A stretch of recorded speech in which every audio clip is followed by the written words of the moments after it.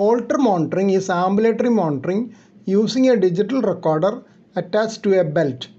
2 or 3 channels are usually recorded with an appropriate number of patch electrodes attached to the chest. 12-channel Holter monitoring can also be done using standard lead placement.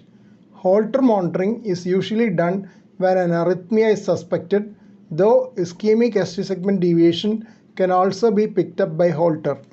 Dangerous signs to look for on a Holter tracing are life-threatening bradyarrhythmias and tachyarrhythmias. Dangerous bradyarrhythmias are long pauses or episodes of complete heart block with low ventricular rate. Both these may present with recurrent syncope or dizziness. Dangerous tachyarrhythmias are ventricular tachycardias and ventricular fibrillation.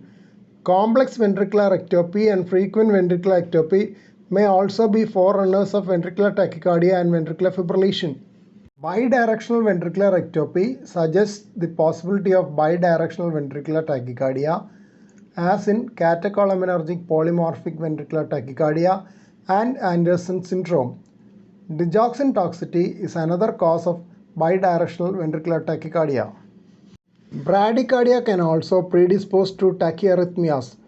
Complete heart block with QT prolongation can precipitate polymorphic ventricular tachycardia known as torsade de pointes. QT prolongation may be detected on Holter monitoring preceding episodes of torsades. Leclerc and associates analyzed Holter recordings of sudden death due to ventricular fibrillation in 62 cases. There were 13 deaths due to torsades in those without coronary artery disease.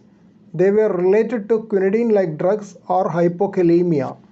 The torsades were initiated by long RR interval due to a post-ectopic pause. A progressive decrease in mean heart rate during the preceding 3 hours was also noted.